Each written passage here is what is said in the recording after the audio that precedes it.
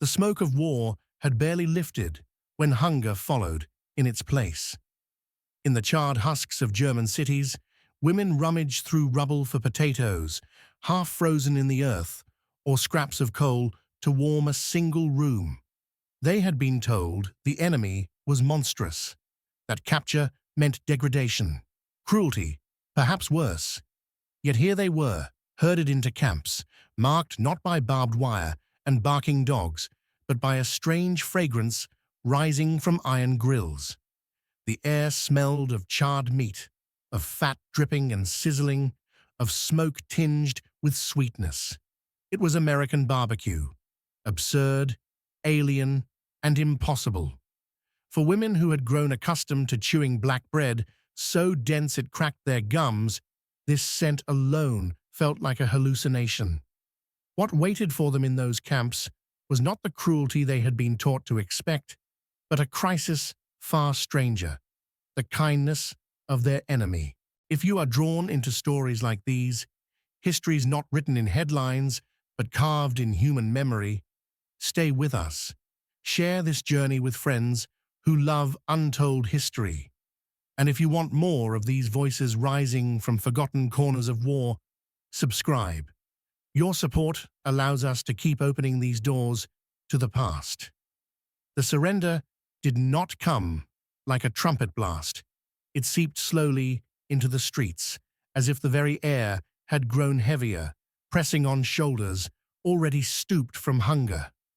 In the ruins of Frankfurt, Hamburg, Dresden, cities that once glittered with cafes and theaters, there was only dust and silence. Smoke still curled upward from collapsed roofs. Chimneys pointed like broken fingers into a sky that refused to brighten. For the women who remained, survival meant queuing for hours with tin bowls, clawing through debris for a crust of bread, or trading family heirlooms for a few potatoes.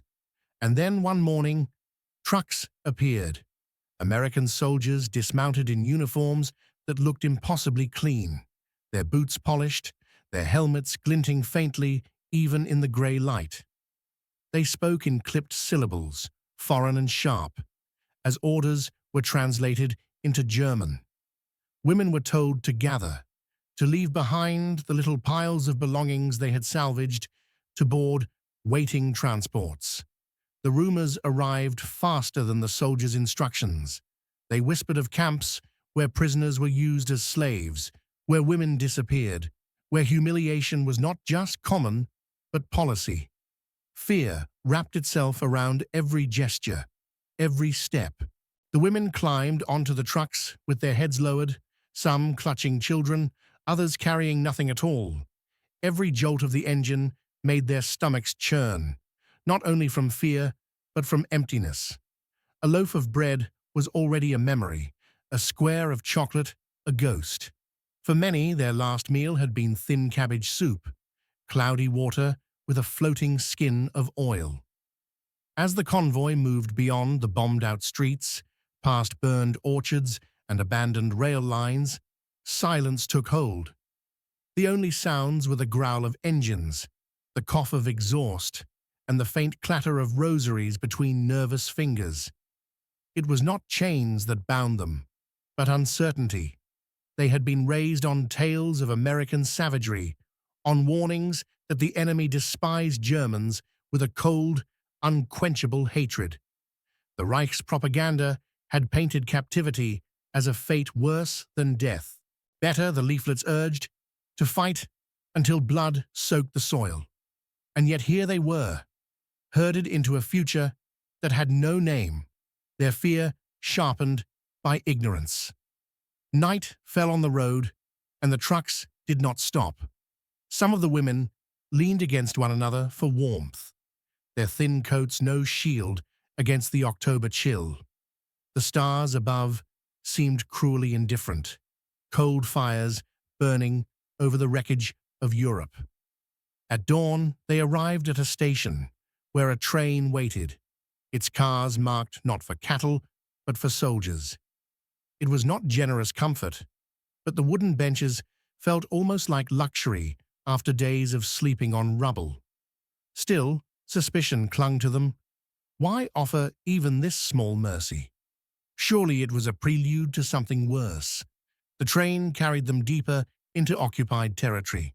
Through cracked windows, the women glimpsed landscapes that felt foreign, even though it was their homeland. Villages untouched by bombs, fields still green with autumn growth, bridges intact. Each sight was a reminder of the Reich's collapse, of the futility of everything they had endured. In those moments, captivity began to feel less like punishment and more like inevitability. Inside the carriage, the women whispered to one another, their voices tremors in the dark. Would they be sent across the ocean? Would they be paraded as trophies? A few remembered stories from the last war, of prisoners treated with decency under the Geneva Convention, but those were men, soldiers. What of women? Civilians marked as auxiliaries, suspected collaborators, sometimes nothing more than survivors in the wrong place. The questions piled upon one another, heavier than the rucksacks they had abandoned. When the train finally slowed, the women braced for the worst. Yet as the doors opened, the first thing they saw was not whips or snarling dogs, but rows of American guards standing stiffly, rifles slung, but not raised. The camp beyond was ringed with wire. Yes, but the wire was orderly, the gates intact, the barracks solid wooden structures instead of collapsing hovels. For a moment, confusion rippled through them. It was captivity, no doubt, but it was not chaos. The scent of something faintly sweet drifted through the air, though they could not yet name it. Escorted into the camp, the women shuffled across gravel that crunched like broken glass beneath their shoes. Their eyes darted from one detail to the next. The guard towers, the flags, the neat rows of buildings. Some felt a sliver of relief. They had not been shot, not been beaten, not been cursed. Others felt only a deeper dread. Perhaps the true cruelty would come later, after they had been lulled into lowering their guard. That fear remained like a stone in the pit of every stomach. But beneath the fear, another feeling stirred: bewilderment. The soldiers' faces were not twisted with hatred. They looked bored, tired, almost indifferent. And that, somehow, was more terrifying. To be despised was familiar. To be forgotten was unbearable. That night, as the women lay on thin mattresses inside the barracks, they listened for sounds that might betray the Americans' intentions. There was no screaming, no clatter of chains, no cries of pain in the distance. Only the murmur of voices outside, the heavy silence of men keeping watch, and the strange, steady rhythm of a place that seemed governed by rules they did not yet understand. The war had taken everything from them: homes, husbands, sons, dignity. Now captivity stretched out before them like an unfamiliar road, and while the fences marked them as prisoners, the true prison was the uncertainty of what came next. Dawn broke with a thin light, pale and almost metallic, as though the sun itself hesitated to shine on a conquered land. The women stirred in their bunks, their bodies aching from weeks of malnutrition. They expected to wake to commands barked in rage, to blows meant to remind them of their place. Instead, there was only the sound of boots on gravel outside, measured, unhurried. The silence was not kindness, but it was not cruelty either. That ambiguity unnerved them most of all. When the guards entered, their movements were brisk, impersonal. They pointed the women out of the barracks and toward a field where long tables had been set up. Tin cups clattered, ladles dipped into vats, and for the first time in months, the women smelled food that was more than boiled weeds and ersatz bread. It was porridge, thick, steaming, and faintly sweet with milk. Some could not believe it was for them. They shuffled forward slowly, almost reluctantly, convinced that if they reached too quickly, the illusion would collapse. One woman whispered that perhaps the Americans fed them only to fatten them for labor, like pigs for slaughter. But when the first spoonful touched her tongue, she closed her eyes against the warmth spreading through her chest, and tears slipped down her dirt-streaked face. The mistrust did not vanish. Every gesture of the Americans seemed layered with possible traps. When they handed out soap, smooth and pale, the women examined it as though it might dissolve into poison. When they were directed to showers, some refused to undress, remembering whispers from camps in the east where showers had meant something else entirely. Fear pressed down so heavily that even the sight of clean water flowing from metal pipes felt sinister. Only after one or two women emerged, dripping unharmed, their hair smelling faintly of lavender, did the others begin to trust the water. Even then, the sense of exposure was unbearable. They stood naked beneath the spray, ribs protruding, bellies sunken, their skin ghostly beneath the running streams. For years they had carried the grime of war like a second skin, and as the dirt slipped away, some felt not relief but shame, as though the soap revealed too much of their vulnerability. Later, in the campyard, the women studied their captors. The Americans were young, some barely older than their own brothers had been when the war began. They chewed gum, smoked cigarettes, leaned against fences as if this war had demanded nothing from them but waiting. Their uniforms smelled of starch, their boots of leather, well cared for. To women who had stitched the same dress for 5 winters, who had bound their feet in rags when shoes fell apart, the sight of such abundance was bewildering. They searched the men's faces for contempt, but found only distraction, a kind of weary professionalism. That absence of hatred felt stranger than any cruelty. The propaganda of the Reich had insisted on a monstrous enemy, savages who longed to humiliate German women, to grind their dignity into dust.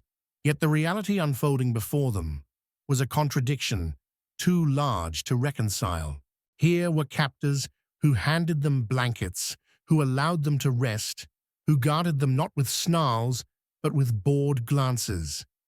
Suspicion lingered, but it was no longer steady. It wavered, cracked. For every fearful whisper that they would be shipped to fields for forced labor, another woman would murmur about the taste of real milk in her porridge. By evening, the camp hummed with a low tension.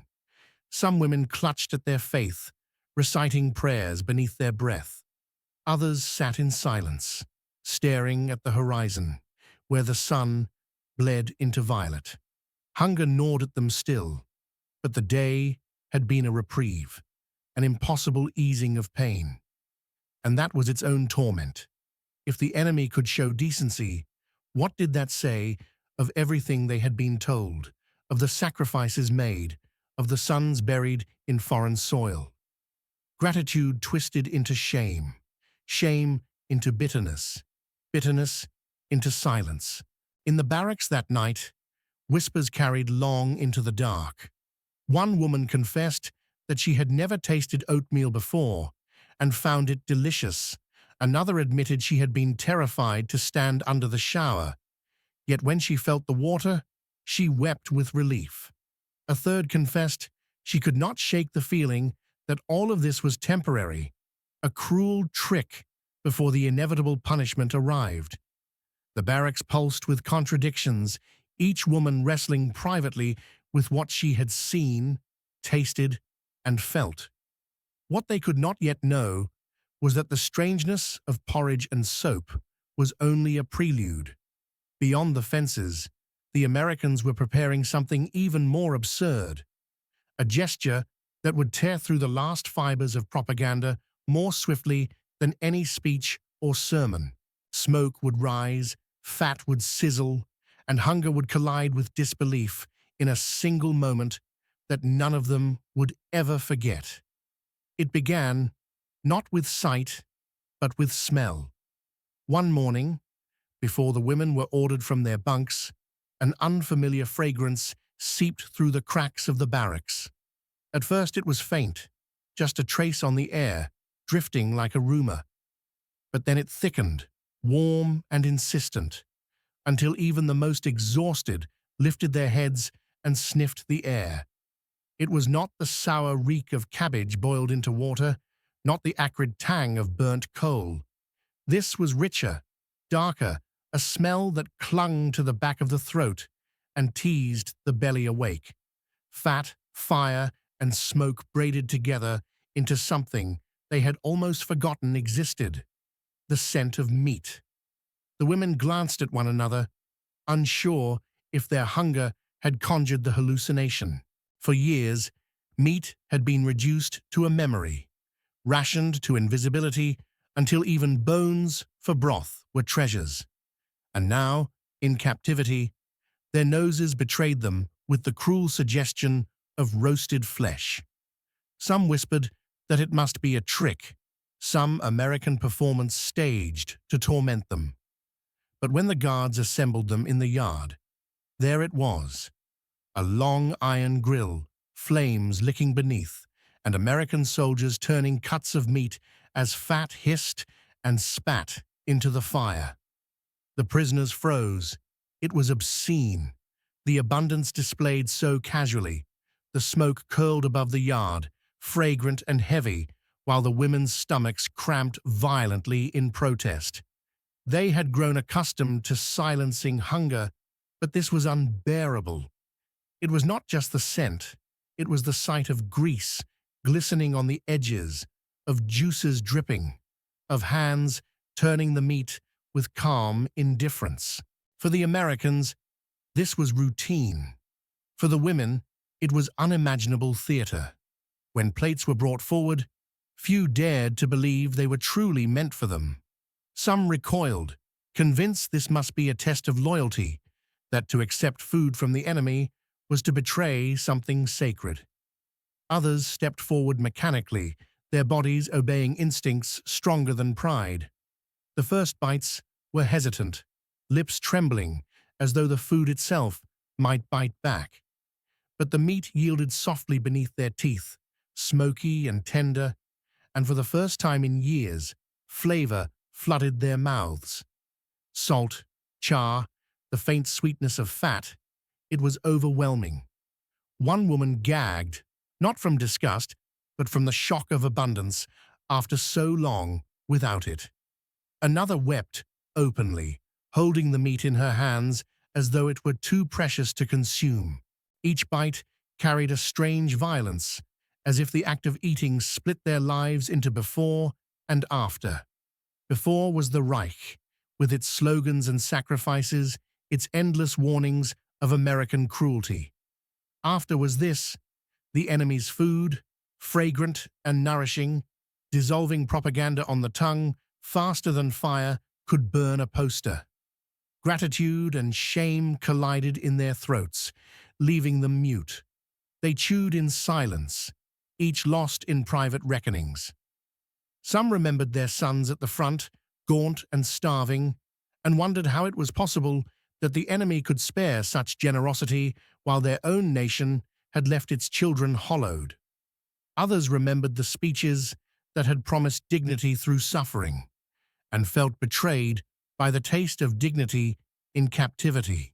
The barbecue was not just a meal, it was a mirror, forcing them to confront the collapse of everything they had believed.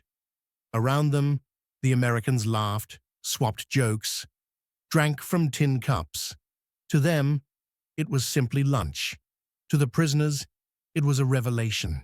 They sat on benches, chewing slowly, savoring and despising each mouthful. Every swallow felt like both surrender and survival. The paradox carved itself into memory. The enemy fed them better than their own. That night, the barracks pulsed with whispers.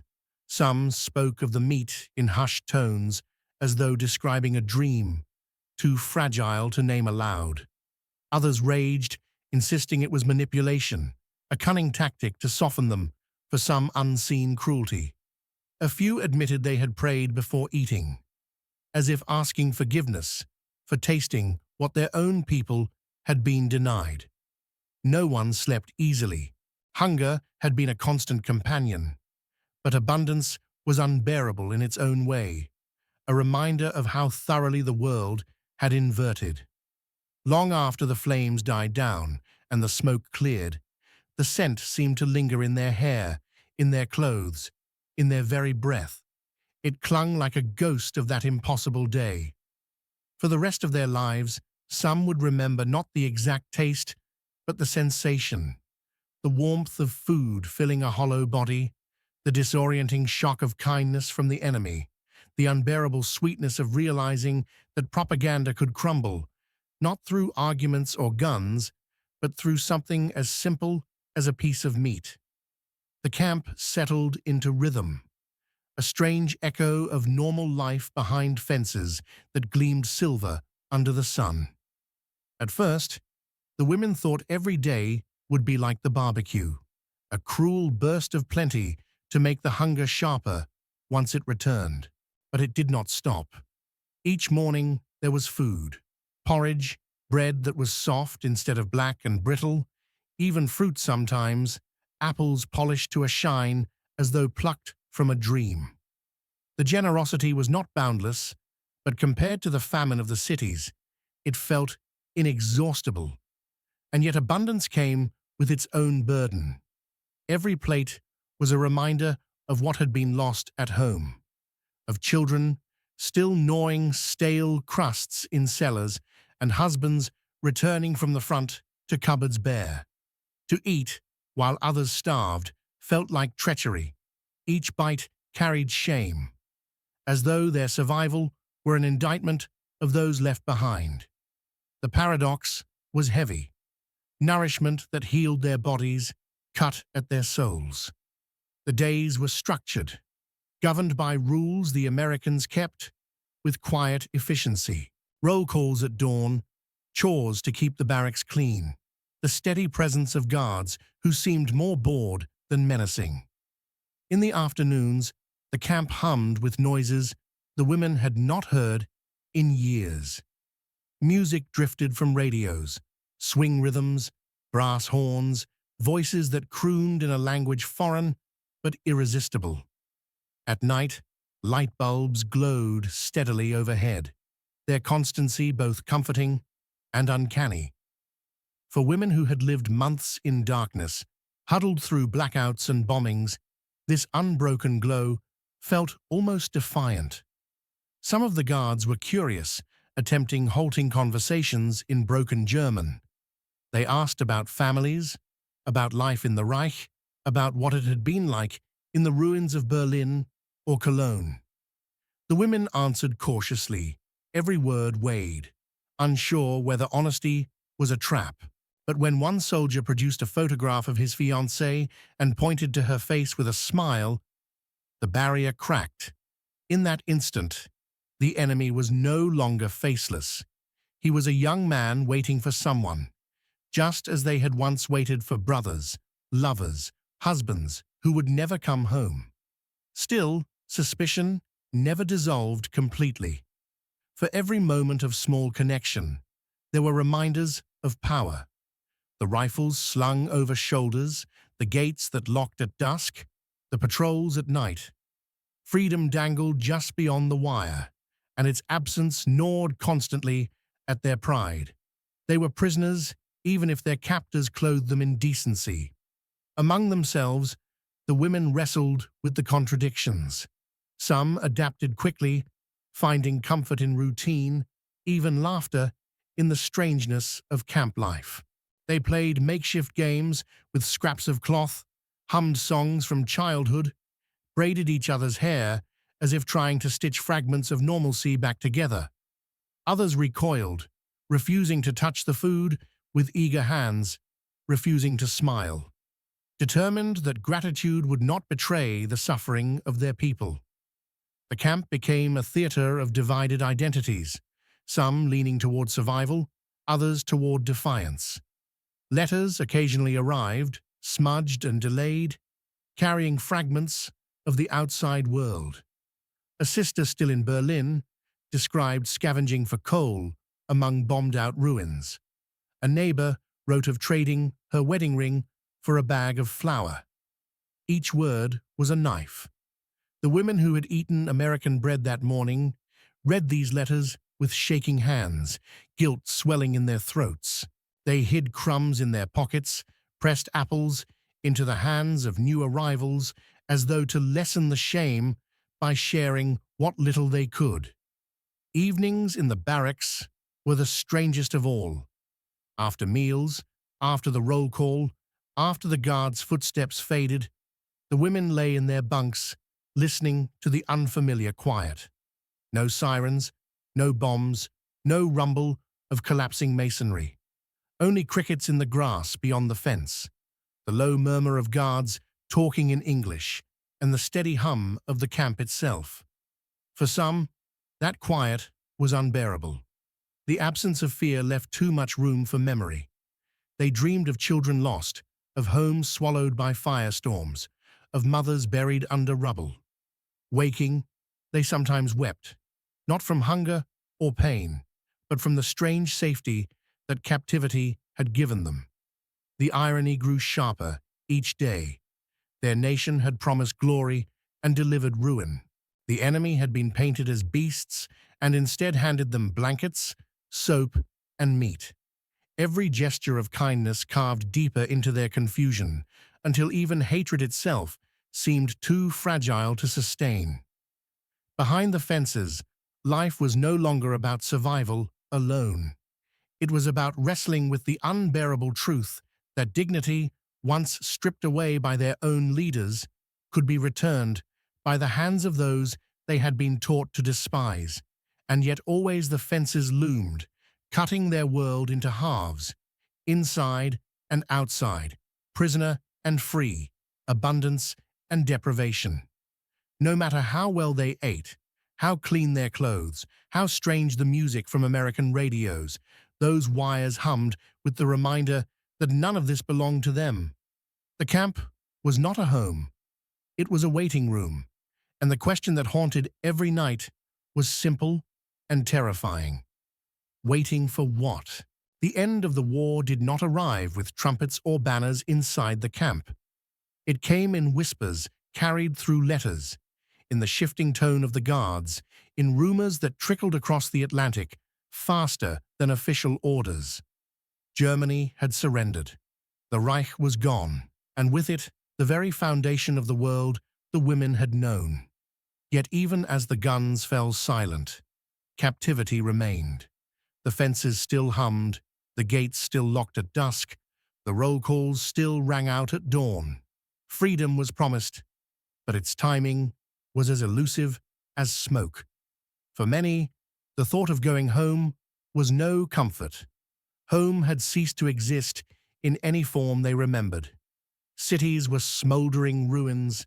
Streets where they had played as children were reduced to ash and stone. Families were scattered, some buried beneath rubble, others lost to the front, others wandering as displaced ghosts across a continent in collapse. To return was not to step back into life, but to confront the full weight of what had been destroyed. Some clung to the camp routine precisely because it delayed that reckoning. Captivity had become, in its own paradoxical way, a shield against the emptiness waiting outside. Yet longing remained, sharp and restless. Letters told of children growing without mothers, of parents aging without daughters. The women pressed these words to their lips, then folded them away with trembling hands. They counted the days in chalk marks on barrack walls, whispering to each other of reunions they could barely imagine.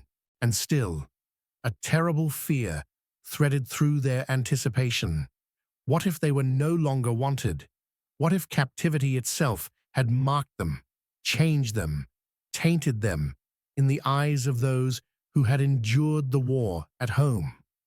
Around the campfires, this fear took shape in hushed conversations. Some admitted they dreaded the judgment that might wait for them. Others confessed to feeling guilty, almost complicit, for having been treated with dignity by the enemy, while their neighbors scavenged in ruins. To speak of the barbecue, of meat sizzling on grills, seemed obscene when their own children had gnawed bark to survive. Gratitude was a secret they tucked away like contraband. The Americans sensed the tension, but said little. Their duty was to guard, to maintain order, not to ease the women's uncertainty. And yet small gestures betrayed something more. A soldier would slip an extra piece of bread or play a song on the radio because he noticed a certain prisoner humming along. These fragments of kindness stitched themselves into memory, complicating the narrative even further. The enemy had not been monsters. They had been human. And that realization was perhaps the most unbearable wound of all. When the first orders for repatriation arrived, the camp shifted instantly. Women packed the little belongings they had been given: blankets, a book, a tin cup. They rehearsed goodbyes with faces they had come to rely on, friendships forged in paradox. Some embraced, promising to write, though all knew the chaos of post-war Europe would likely erase such vows. Others avoided farewells entirely, slipping into silence, unwilling to admit how captivity had bound them together. The departure itself was quiet. Trucks once again, then trains, the rhythm familiar but weighted with a new gravity. As the camp receded, some women wept, not out of sorrow alone, but from the dizzying mixture of relief and dread. Beyond the fences lay a world that had shifted beyond recognition. They would step back into ruins carrying the memory of abundance, the taste of smoke on their tongues, the shame of kindness received where cruelty had been expected. In the years that followed, many never spoke of it. To admit that the Americans had fed them barbecue, had handed them soap and blankets, had allowed them dignity, felt like a betrayal of those who had died believing the enemy was merciless. Silence became its own prison, a way of guarding memories too confusing, too tender, too dangerous to share. Yet privately, in kitchens or gardens, a few would confess. They would describe the day when hunger ended not in cruelty, but in meat sizzling over flames, when the world they had been taught to believe in collapsed with each swallow. The barbecue became a symbol, not of food, but of inversion. It marked the moment when everything they had been told dissolved into smoke, when the enemy revealed a humanity their own leaders had denied them. That taste lingered longer than captivity itself, haunting them like a ghost. And though fences eventually fell away, that memory remained. The day the enemy gave them back, if only for an instant, the fragile dignity of being human.